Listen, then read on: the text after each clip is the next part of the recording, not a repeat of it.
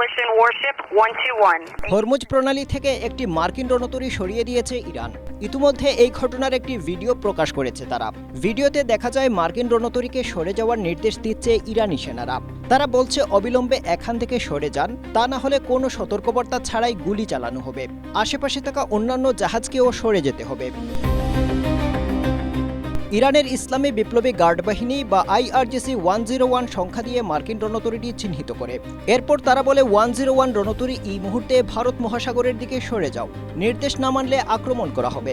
জবাবে মার্কিন বাহিনী দাবি করে তারা আন্তর্জাতিক আইন অনুযায়ী পরিবহনের কাজ করছে। পাল্টা জবাবে ইরানি বাহিনী বলে মার্কিন রণতরী ওমান সাগরে রয়েছে। স্ট্রবেরি সুপার ডটেড ও ক্লাসিক ভ্যারিয়েন্টে সেন্সেশন জাগুক শিহরণ।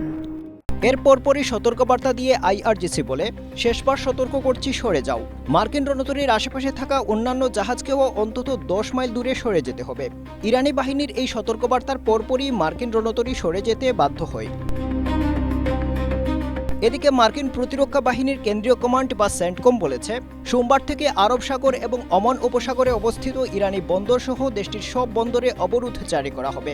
এসব বন্দরে প্রবেশ কিংবা নির্গমনে ইচ্ছুক এবং ইরানের উপকূলীয় এলাকায় প্রবেশকারী সব দেশের জাহাজের ওপর এই অবরোধ নিরপেক্ষভাবে কার্যকর করা হবে। তবে যেসব জাহাজ হরমুজ প্রণালী দিয়ে ইরান ব্যতীত অন্য কোনো দেশের বন্দরের উদ্দেশ্যে যাওয়া আসা করবে, সেসব জাহাজের চলাচলের স্বাধীনতায় মার্কিন বাহিনী কোনো বাধা দেবে না।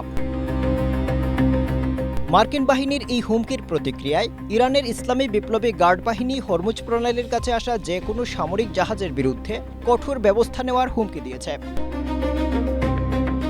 IRGC বলেছে, যে কোনো অজুহাত বা কারণ দেখিয়ে হরমুজ প্রণালীর দিকে এগিয়ে আসা সামরিক জাহাজকে যুদ্ধবিরতি লঙ্ঘন হিসেবে বিবেচনা করা হবে এবং তাদের বিরুদ্ধে কঠোর ব্যবস্থা নেওয়া হবে। IRGC আরও বলেছে, হরমুজ প্রণালী তাদের স্মার্ট নিয়ন্ত্রণ ব্যবস্থাপনার অধীনে রয়েছে এবং আন্তর্জাতিক নৌ চলাচলের জন্য এটি উন্মুক্ত থাকবে।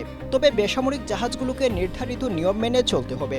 বিশ্ব জ্বালানি সরবরাহের জন্য অত্যন্ত গুরুত্বপূর্ণ এই প্রণালী ঘিরে নতুন করে উত্তেজনা তৈরি হওয়ায় আন্তর্জাতিক অঙ্গনে উদ্বেগ বাড়ছে। Abdal Hussain, Asia post.